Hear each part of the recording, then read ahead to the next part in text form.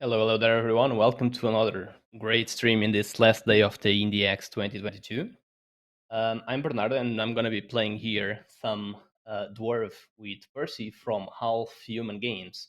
And let me just tell you that Dwerve is an epic adventure, action adventure game with tower defense combat. Let's see what that means. So, hello there, Percy. How are you doing? Hi, I'm doing good. How are you? Fine, perfectly fine.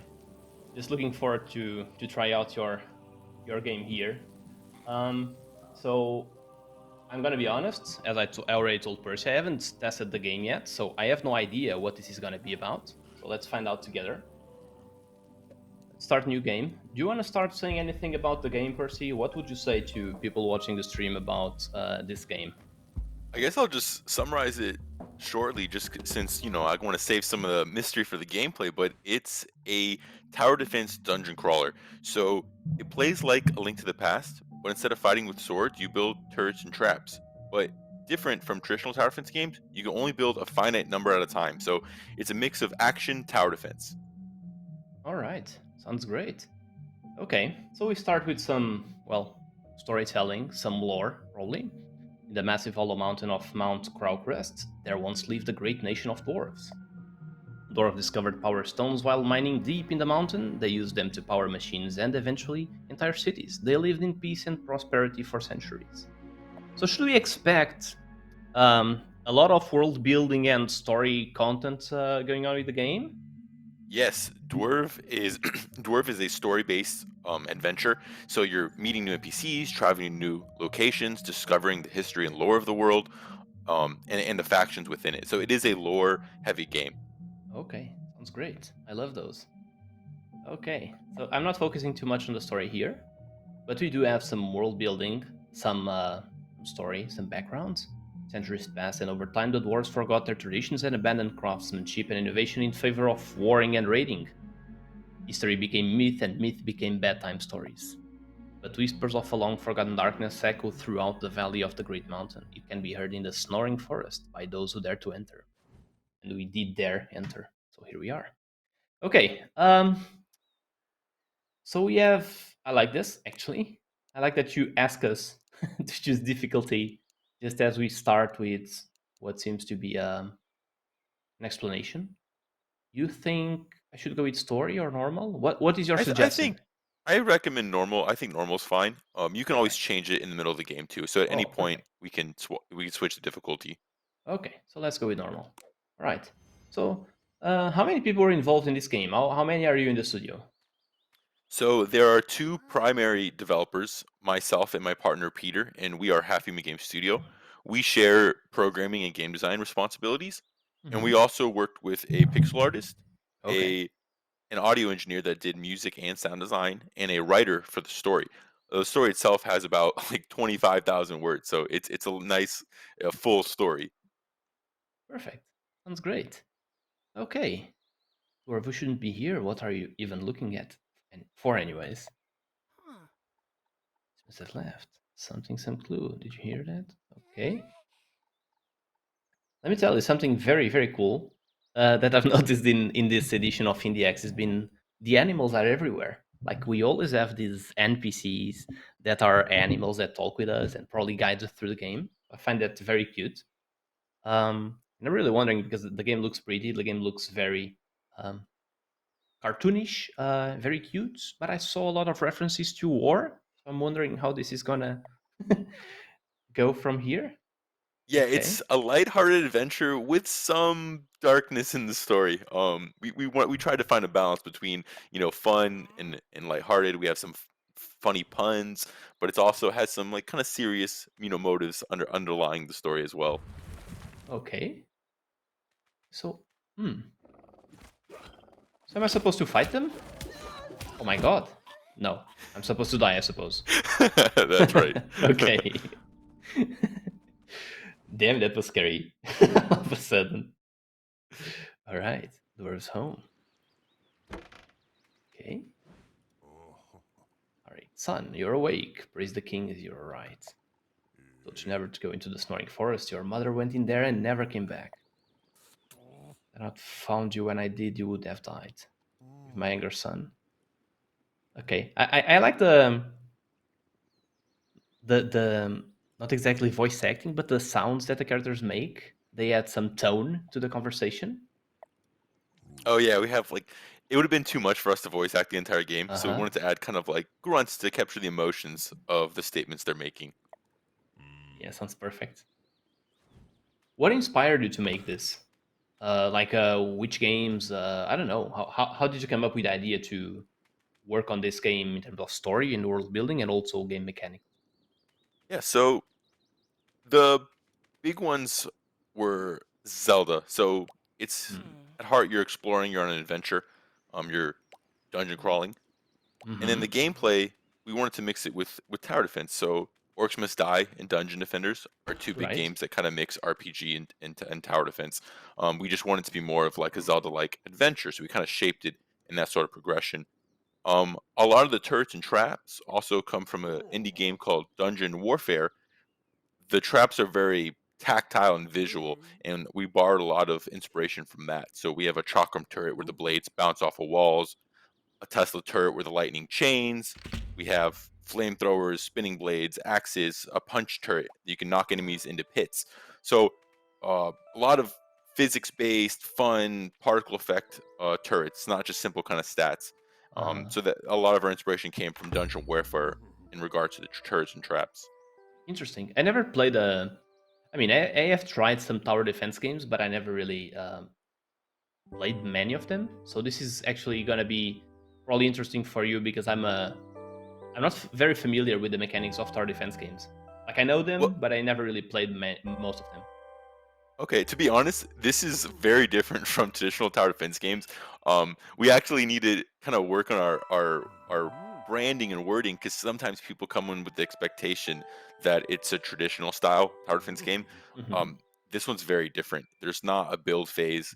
There's no Oh, laning. okay. Like the enemies attack you. You'll see very shortly how the gameplay is, but it is very different from traditional tower defense games. The key part is you're building turrets to defend yourself. That's the main Okay. commonality with that genre. So in a way, maybe this is a weird comparison, but kind of like Torbjorn in Overwatch. Would this make Yes, sense? yes. That is a very good comparison. Okay, okay. So kind of like real time turret Yes, building or turret placing, something like that, right? exactly. Okay.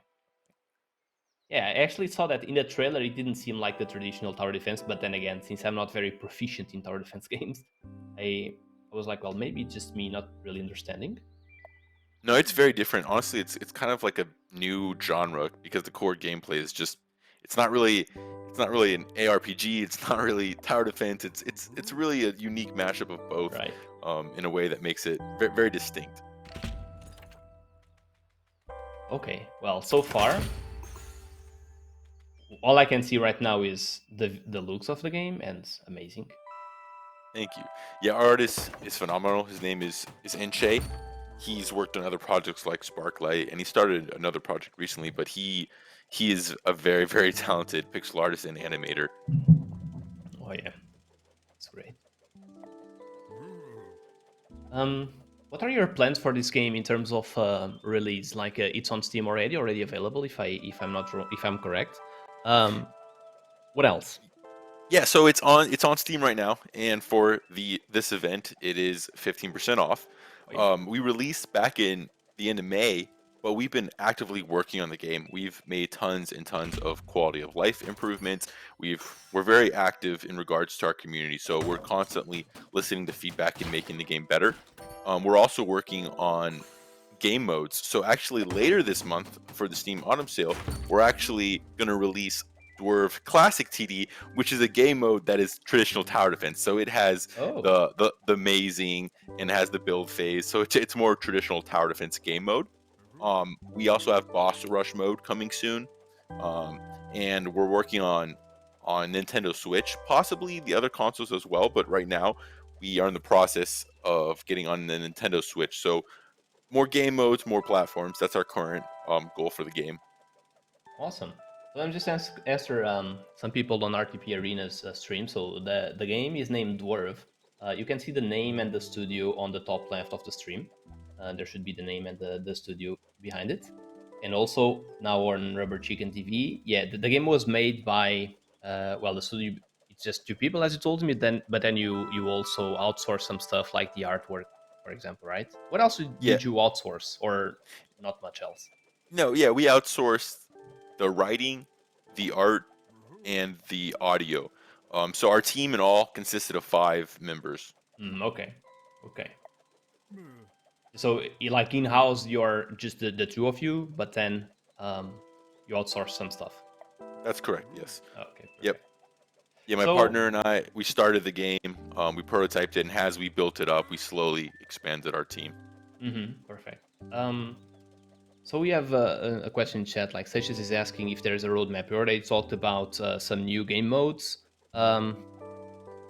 So for now, that is it. But then, are you? I'm sorry if you answered this already, but you planning on releasing like a sequel eventually, or just like DLCs or more console adaptations?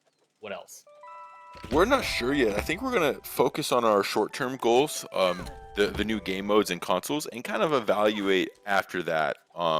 And kind of see, do people want more game modes or maybe DLC, like with like actual like story campaign again. We're gonna kind of just evaluate things after we the big one is consoles. After consoles, I think we'll kind of reevaluate. We're not really sure. I guess it's all up in the air, to be honest. Okay, perfect. Okay, this is fun. There is an auto attack, right? If I'm understanding this correctly. Yeah. So if you stand still, Yeah. it will attack crates and shrubs. So Dwerve himself is like a turret. Oh right. Oh yeah. Good point. Yeah. Exactly. Yes. So he's like a mobile turret. So if you stand still, he'll throw his boomerang at the nearest enemy. Okay.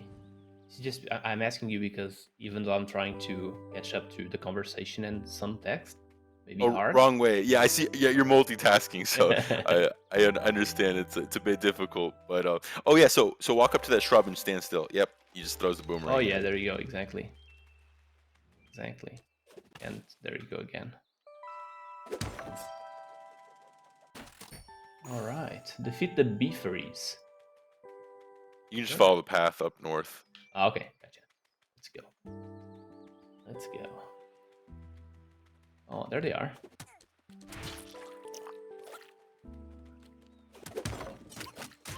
Yeah, so as you just did, you can dash through destructibles and enemies. So it's a nice little way to escape combat, or also kind of just finish some off. Exactly. Okay. The UI is fairly simple. Like, okay, so we have a timer. So in a sense, we can see the enemies coming, right? Yep. And then there's also that little icon there that tells you which enemy is coming. So later on, when there's multiple enemies coming from a single enemy spawner, you kind of know what's coming next. Okay. Awesome. Oh, Braca Village. Okay. Yeah, this definitely puts the world size into perspective, right? Yeah, because it's top down, it's hard to grasp like a feel of the world all at once. So we wanted kind of a nice scenic view to kind of capture, hey, here's where you are. Yeah, exactly. It makes total sense. I always like have that experience as a long time World of Warcraft player. I remember the first time I realized the game was huge, and Yeah, I yeah. think it's very interesting when you have that experience as well. Like when the game just like here, we just left the. I mean, we're still in the tutorial, I assume, but we're pretty much just starting the game, and we already saw that the world can be quite big. Yeah, there are 6 biomes in the game, so there's a lot of variety. Most of them actually take place inside that mountain that you just saw, Oh but yeah. yeah. So this is technically, I guess, like the tutorial, but for the most part, it's done. Right now, we're just kind of teaching different battles. So here you're learning your turret's gonna fall, and you're gonna need to rebuild it. And then Okay. later on, we'll teach like repositioning. So we're just kind of slowly ramping up the basic strategies of the gameplay. Exactly. Sounds good. Getting used to the controls. Okay. Oh yeah, so on my bottom right, I have the turrets I have at my disposal, I would assume. Yes. And that green thing is the power stones. So in case anyone missed the dialogue, you Yeah. use the power stones to build the turrets, and when the turrets are destroyed, you get your power stones back, or you can recall the turrets early by pressing the spacebar or I believe it's the right trigger on controllers. So you basically have a finite number of resources to build a specific number of turrets. And that's one thing that makes it different about traditional tower defense games. You're not building more and more over time. And of course, the obvious one is that you're constantly progressing through the level. Yeah, makes sense. Yeah, this is very dynamic. I mean, yeah, now we have 2 power stones and we have to spend both of them. Yeah, there we go. It's very dynamic. Like, we have to stay still for a while, but not that much actually. And I would assume with more, when we have more turrets, it's gonna get faster. It gets hectic very quickly. Yeah. Early on, the first couple battles, you are a little more idle than normal, just because we didn't want to overwhelm the player. We want to get them, used to the strategies, the combat. But later on in the game, it gets very hectic. You're constantly repositioning your turrets or swapping them out to, let's say different enemies coming. You need to counter that enemy, so you're exchanging your turrets. So you're staying on your toes late game. Yeah, I mean, I think that was a wise decision, because it can be quite can be too much, in terms of action, and especially because there's some strategy here, right? Like as you were saying, positioning, and the way you behave is not exactly like you cannot just go berserk, right? Yeah, it's different. It's a new genre. People haven't really played stuff like this before, so it takes a little longer to get used to. So we kind of like slowed it down for the first kind of like this first kind of level or two, just so people can kind of realize, all right, this is how you're supposed to play the game in this kind of way. Um, Too many people would just kind of like run up and not realize, okay, you got to protect yourself behind your turrets, and you need to like reposition them when they fall and stuff like that. Yeah, exactly. By the way, brief compliment to the team in terms of OST, because we already have comments about the soundtrack being great, and people talking about buying the soundtrack bundle. Okay, all right, thank you. Yes, our sound designer is Morty. He's fantastic. He did all of the music and sound design, and he implemented it. So he's also a programmer that implemented an engine. So he's a fantastic, very talented person, and he did a phenomenal job with the soundtrack. So yeah, please buy that bundle if you like it. Yeah, I mean, the bundle kind of reminds me, not just the bundle, actually, the art style is different, but this is giving me, at the same time that we have combat, this is giving me some Stardew Valley vibes sometimes, which is an interesting thing because, like, this is definitely much more action based. Yeah, but the general like aesthetic, we've heard that before. That the aesthetic and the art style remind people of Stardew Valley, which is it's super flattering to hear that. I remember the first time I heard that, I was like, "What?" And then I heard a couple more times, and I always pass those compliments on to our artist and our And I mean, composer for capturing that aesthetic. just so you know, I actually started playing Stardew Valley day one, I think, but I usually grew tired of it exactly because there's not too much action going on. So this one Okay. seems to be the perfect mix of the things I like. Okay. Good. Okay, I see where the positioning comes into play. Oh, Dennis. Okay. Yeah. So here you're already moving. So this is kind of a little taste of what the real battles will kind of feel like, where you're not staying in one place and your turrets aren't staying in one place either. Exactly. Nice. And I see the importance of the dash ability. Um, Yes, it's gets you out of sticky situations. exactly. Especially when we have to go. I just noticed that some of the um, my resources, I don't remember what you call them, the green things, the green emeralds, whatever. They came to me. They flew to me. I don't always have to go after them. No, yeah. So there's a small delay just for Okay. balancing sake, but then they fly back to you. So if you have a Wow. turret across the map, they'll automatically come back to you. So you don't need to run up there and get them. All right. Oh.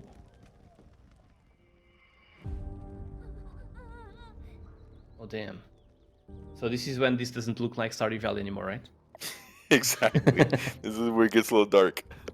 This is one of those darker portions of the story. It has its ups and downs where it's fun and lighthearted, and it's like, ooh, that's like kind of serious.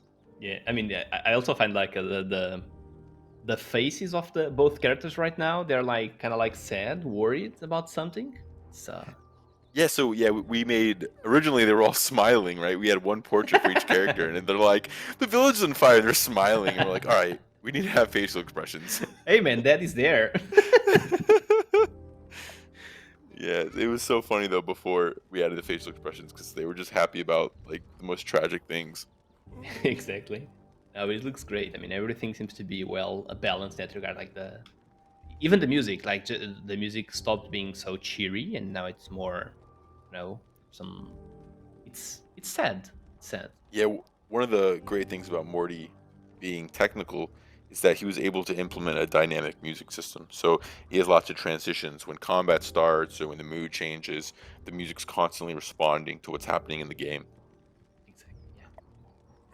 Sounds great. Kind of a weird question. I mean, actually, two questions. Are you intending on, like in any new content you release, make it possible to play this game some kind of either PvP or co-op? Um, That's a common request, and we would love to do that. I love those type of games, but realistically, it's just out of scope for our team. Like I said, we're two core developers, and we already mhm. have a lot on our plate. If things go really well, maybe we'll come back and add some sort of co-op or versus game mode. We would love to. That would be great. It's more about just like scope and feasibility. That's something we'll have to evaluate like after the console launch. Like, hey, did this do well enough for us to justify, the amount of work? Because adding multiplayer in is a lot of work. So it's more about like we'll see, Right. maybe, but I want to get your hopes up to people that would that really like those games. You know, it's a very very far out maybe. No, I mean, yeah. It can be a request if you want to put it like that, but it's more just like a question. Like, just take your time. I think you already do great work. You devs in general, and you here with this game in particular. It is looking Thank you. already very interesting. Um, I've been lucky this event to so far. I've only played games that I really liked and really looking forward to play, and this is definitely one of them. I'm Thank very you. That means curious. a lot, and I appreciate that. Nah, no, don't have to thank me. Okay, now I have a doubt. How do I choose which toad? Oh, okay. Never mind, of course. It's very intuitive. Never mind. I get it, I get it. Yeah, we actually originally right before release we just had the PC UI, and then we started playing with gamepads, and we're like, this is confusing. Let's just make it match the layout of the gamepad buttons. And what I find interesting is that I'm not using an Xbox gamepad. And sometimes I'm using a gamepad with a layout similar to the Nintendo Switch one. And I'm just saying this because I think the game adapted to that, to the input of my gamepad. So Yeah, usually I so have to we adapt. yeah we use so the game engine we use is Unity, and Okay. there's an asset called Rewired, Oh, and Rewired is a very very robust input management solution, and it's very smart with the controllers. It has like all the data for like all major and even less well known controllers. It has like the mappings for it, and it has control schemes that adapt. So it's a very robust solution, and that's one thing we were very adamant about because you know we want to support controllers, and also we want to hopefully get on Xbox and PlayStation at some point. In addition to Nintendo Switch, which we're already well on our way to doing. oh, amazing. Amazing. Yeah, I mean, I said this as like a comment, but actually for me it's great because since I don't use an Xbox gamepad, the game adapting to my gamepad and not having to be me, it's just great, just great experience overall. Yeah, in general, just for anyone listening, we recommend playing with gamepad. Mouse and keyboard's fine. Actually, you don't really even use the mouse. You choose a keyboard. It's fine.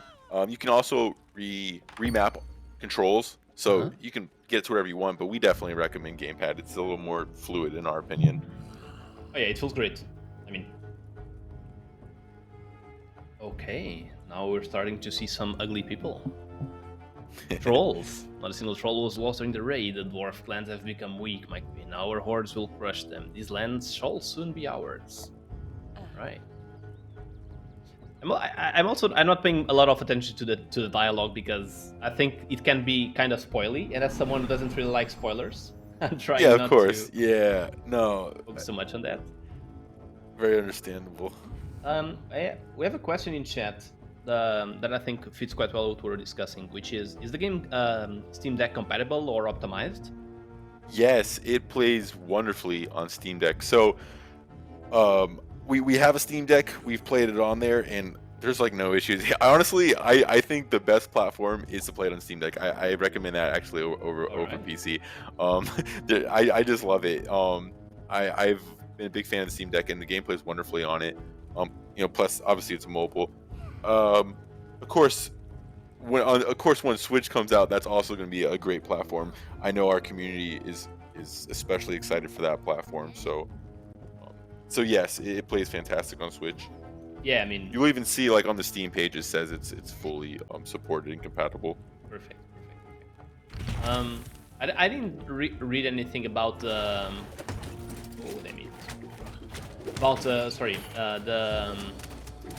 system requirements. Would this play on older hardware easily, or is it somewhat demanding? No, it should be fine unless it's like very old. The game should run fine on most computers. Worst case scenario, there's options. So right now we're outside of the mountain, so there's no lighting system.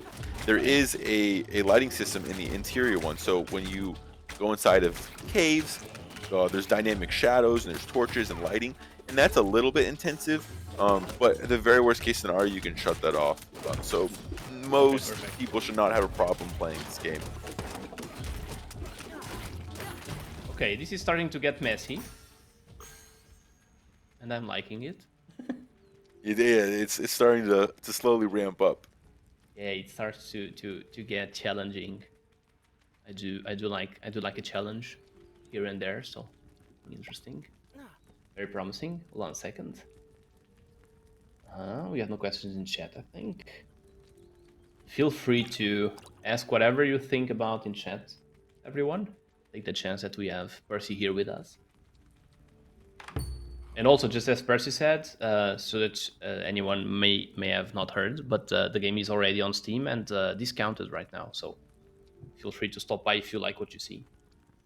Yeah, I'm not sure if there's a link anywhere, but dwerve.com/Steam takes you right to the page. Oh, perfect. So it's a nice, easy to remember URL. Smart move. I can actually share. I'm usually the one sharing links on stream. So let me do so really fast. Thank you. Because it's more important. It's more important to have your game showcased than me playing the game. Thank you. Yeah, so just a reminder, it's 15% off, and the bundle is even cheaper because it includes the bundle 10% off as well. So it's cheaper than normal if you get the bundle with the soundtrack. Just for those who are commenting on it, thank you for that again. Looks great.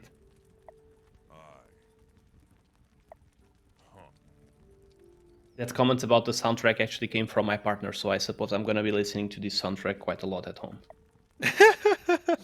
Honestly, it's a pretty big soundtrack, so hopefully you don't get sick of it. No, actually, you know, I spend a lot of time, pretty much all the time when I'm working, listening to video game music. So Okay, perfect. yeah, I didn't make it like a thing to buy soundtracks from games all the time, but I think I will, because I end up always loving soundtracks so much, and they always get me through work. Yeah, especially because they're not like, music with lyrics is a little distracting, but just kind of ambience, like video games, it's a lot more calm and easy to listen to without getting distracted. Yeah, to me, it's exactly that. Like, I cannot pay attention to. I cannot focus when I'm listening to music with lyrics. So, video game music is just Same. perfect. Okay. I also like how you're giving us kind of like positioning ideas to put the turrets. Yeah, so whenever we introduce a new turret, we always have like a little tutorial battle that kind of tells you, hey, put this here. just so Yeah. you can see, oh look, it's slowing them down, and that's helping the crossbow turrets shoot them before they reach you. So we always do that just to show the turret or trap and how it works. Of course, we don't do that for every battle. It's kind of just, hey, this is new. Here's how it works. Yeah, perfect.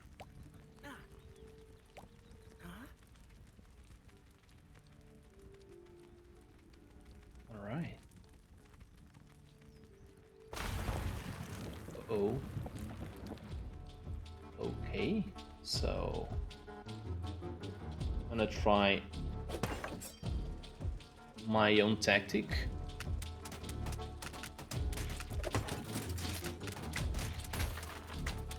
Uh-oh. It didn't work out quite well, did it?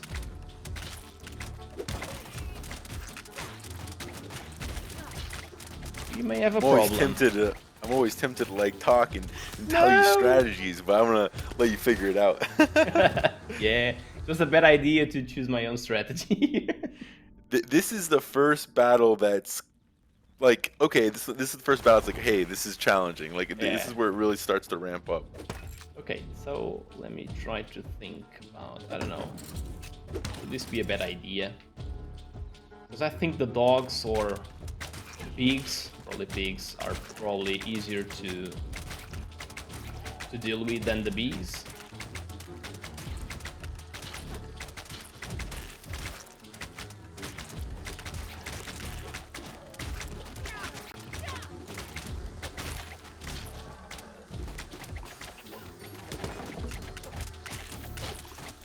I think you got it. I think you got it. All right. Oh, almost. All right. Okay, I panicked a little, just a little.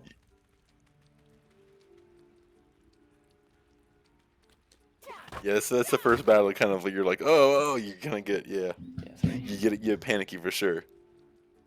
But it's fun. That's fun. This is fun, everyone. I'm not sure how it looks on the stream, but it surely is fun. I know I tensed up. I like it So, because yeah, you go. Sorry. oh, I was just going to point out this character was actually designed by a Kickstarter backer. So Oh, we had a nice. Kickstarter campaign a couple years ago, and some of the rewards were in-game characters, and even one person they backed the boss design tier, and one of the bosses in the game was actually designed by them. Oh, amazing.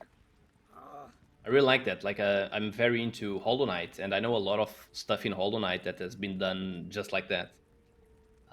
So I think it's very interesting to see like when some like I don't know a boss or an NPC I really like, and it was actually suggested or actually designed by a supporter. Yeah, it's a fun way to add content to the game and really have people be a part of the development. And a lot of times they have good ideas. We have some cool enemy ideas that came from our backers. Yeah. Also, how does actually? I think I never had the chance to ask this from a developer that had a Kickstarter, but does that help you with your creative process sometimes? Like what do you mean having like launching a Kickstarter in general?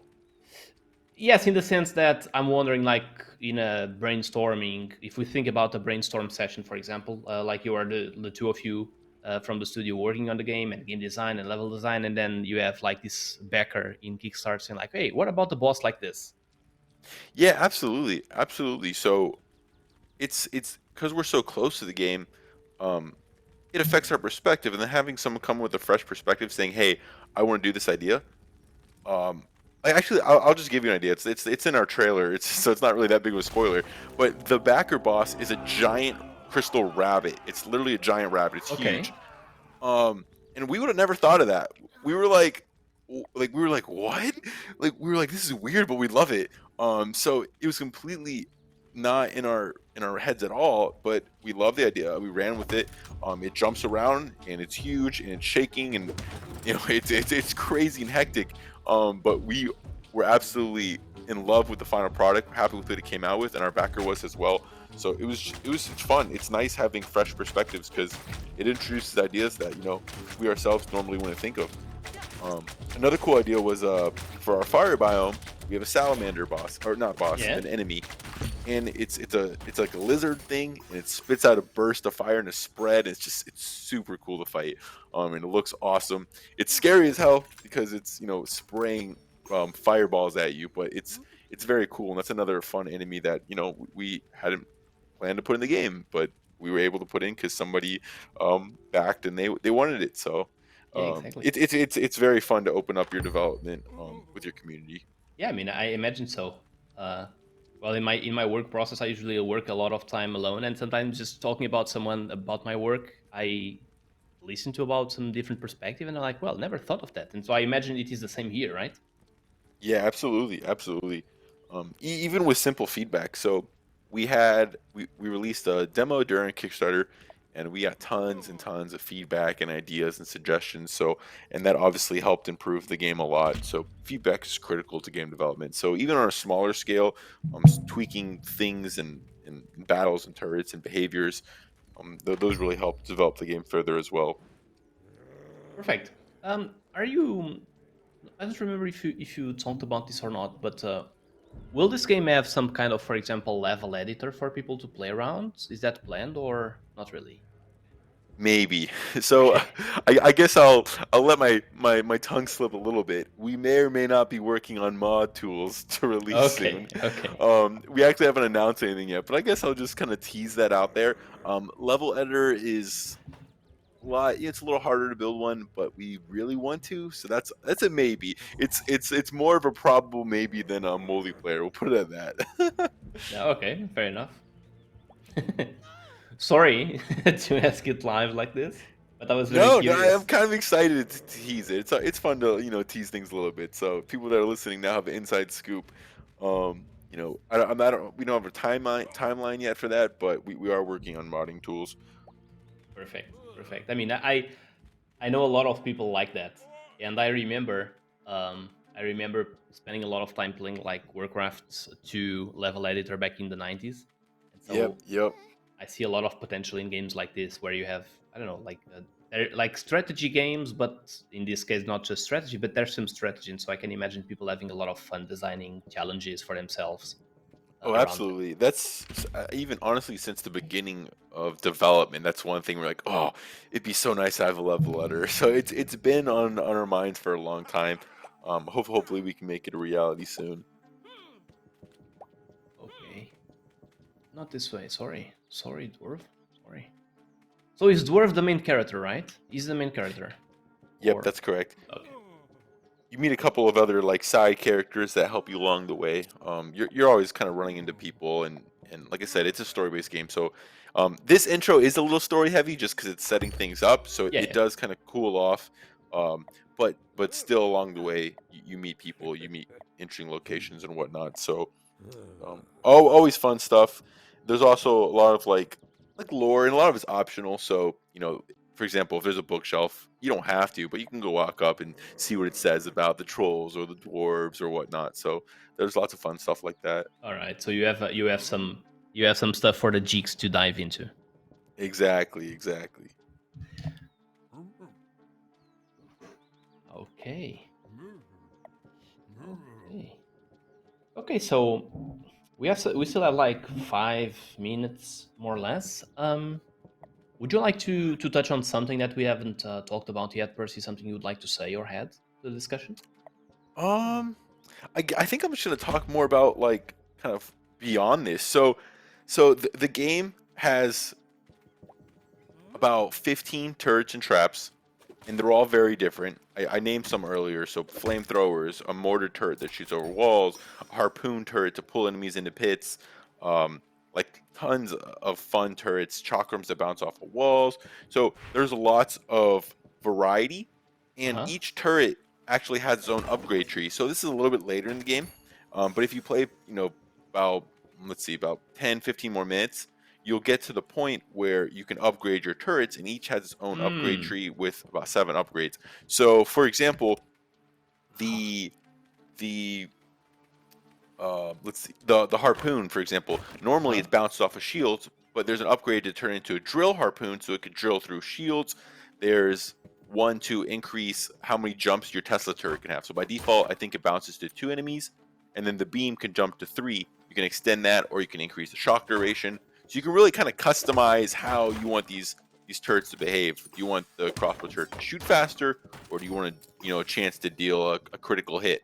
Um, and there's each turret has its, like I said, its own unique upgrades to really cater to how that turret behaves. And then also the enemies, they also progressively get stronger and more interesting. So, early on in the game, it's just kind of stats differences. Maybe some are stronger and tankier and slower, and some are faster. But later on, you have enemies that shoot laser beams, that shoot a burst of flames. They have some that you have a necromancer that can spawn skeletons. You have giant hulking Nice. ogres. Like there's tons and tons of variety in the turrets and the enemies. And of course, the big thing is boss battles. So each biome has bosses. So there are 7 bosses in the game, and each one's totally different and awesome. Some of them are big, some of them are like fast and jumping around. You even at one point find, like I said, the giant rabbit or a giant war machine. So there's lots of cool boss battles in the game. So I think those are the main things I just want to kind of cover, like that you don't really see in the beginning of the game. There's a lot more that the game does have to offer. So let's go. So if I understood you correctly, we're gonna be able to upgrade all the turrets and whatnot. So should we expect the possibility, like, is there replayability in the sense that I can do a playthrough upgrading very specific set of turrets and then another one where I would do something different? Yes, you could play that way, but one of the feedback we got shortly after release was people wanted to experiment like in the moment.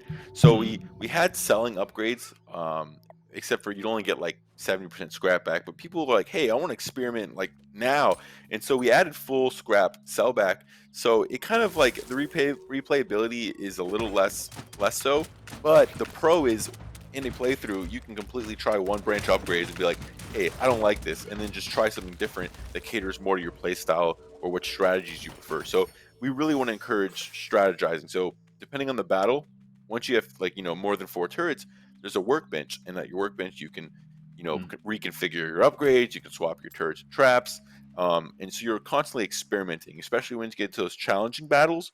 You're gonna need to experiment to see what works and what doesn't. Okay, so I see what you mean. So it's kind of like, sure, there is some kind of like a talent system, but it's you can change on the go. Exactly. Yeah. We really wanted to promote experimentation, because that's really kind of what this game's about. Trying different strategies, turret combos and upgrades and whatnot. Sounds great. Um, so okay, people are asking if there is a new game plus, and if there is, what would that look like? So there is not a new game plus yet, but that is one thing we would like to get. We would like to do. It's another thing we've been thinking about. Um, Remember we were talking about multiplayer, and there's a lot of things we want to do. It just kind of depends on how things go. It's not in our immediate roadmap since we're focusing on consoles, but after that, that is one thing we are considering adding to the game. How it would work is you would beat the game, right? And then you would unlock the new game plus mode, which would basically give you access to the turrets um, that you already had from the previous game, and then the battles would just be, significantly harder. So you'd be replaying the game with full turrets, but the battles would be just kind of crazy. So Okay. it'd be a lot more hectic. Okay, so kind of like what we sometimes get in like roguelites in terms of difficulty. I'm thinking about like Hades, where the difficulty just can be harder and harder each playthrough, something like that. Yeah, Yeah. exactly. But it's not just difficulty. So like right now you only have 3 turrets. So in New Game Plus you would have your whole arsenal at your disposal. But the battle would just be ridiculous. Yeah, it would be quite hectic. Right. Okay, this is very, very cool. So people are asking in chat, how long is the game more or less? Like a normal playthrough, how long would it take? I'd say the average playthrough is about 12 hours. Okay. So yeah, like I said, it's a big story. Obviously, if you are exploring everything and reading all like the extra lore, it may take a little bit longer. If you're super hardcore and you go through the battles quickly and die less, maybe it might be a little shorter. But I think that so far it seems like the average playthrough is about 12 hours. All right. Sounds great. I don't wanna stop streaming this. Very entertaining.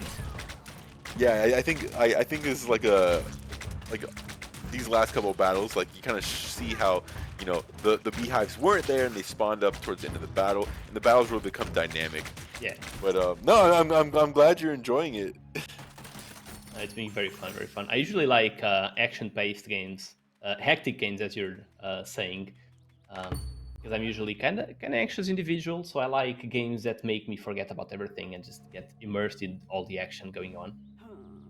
Yeah, Dwerve is definitely definitely that sort of game. That being said, um, we we wanted to make it appeal to as wide of an audience as possible. So normal mode is definitely what we recommend for people just starting the game, regardless if you're a hardcore gamer, just because the game's different. But once you get the hang of it, if you want more challenge, you can go up to a challenge or extreme mode, which are, I'm sorry, hard or extreme mode, um, which are, therefore your hardcore strategists that want to plan out like every, exact like location of the turrets and really solve each battle as if it were a puzzle. And then on the flip side, we have story mode, which people who don't want it as hectic, they like the story, they like the characters, they like the gameplay, but they don't want to have to nail the perfect strategy. They have story mode, which is a lot more lighthearted. So, for people that are more casual or hardcore, we have those options as well. Yeah, since you touched at the difficulty settings, I actually totally forgot that in the beginning. That's how much fun I'm having. Actually, didn't remember Good, there were good. more. So, how exactly does changing difficulty will change the gameplay? Is it just like more enemies? Enemies are stronger. We are weaker. How does that work? Yep. So the main two things it changes is the enemy health and dwarves health. So dwarves health will increase with easier difficulties, and then the enemy's health will decrease with easier difficulties. So basically, the number of enemies is the same, but the game's more forgiving. So Hmm.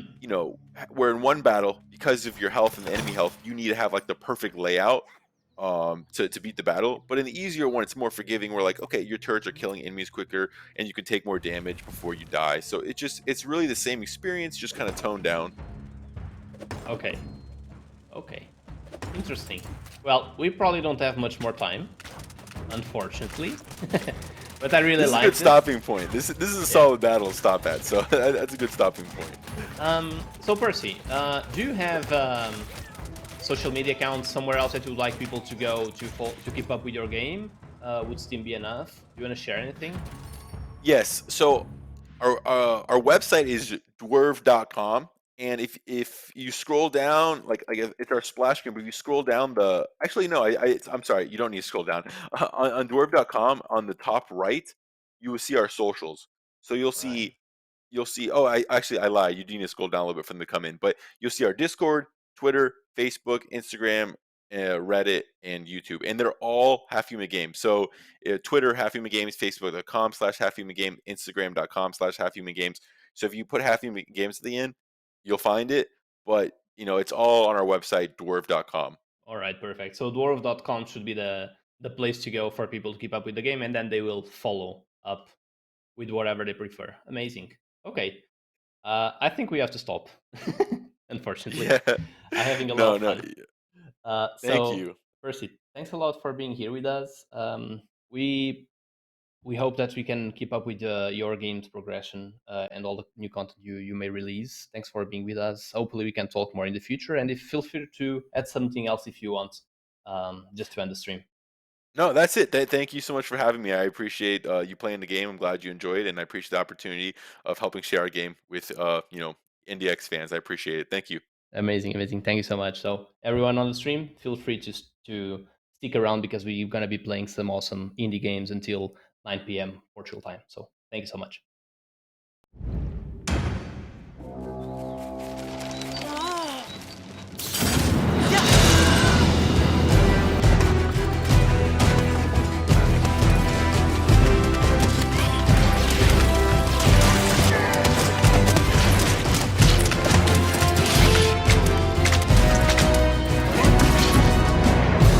The dwarves used to live in the mountain, in great big cities, until they were pushed out. Over time, history became myth.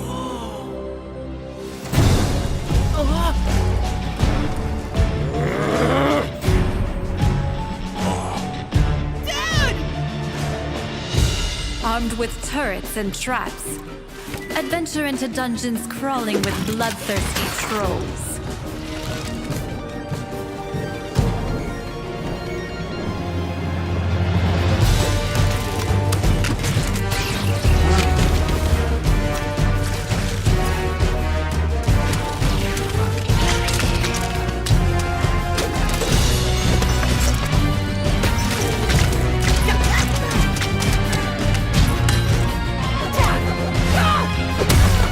Monstrous creatures.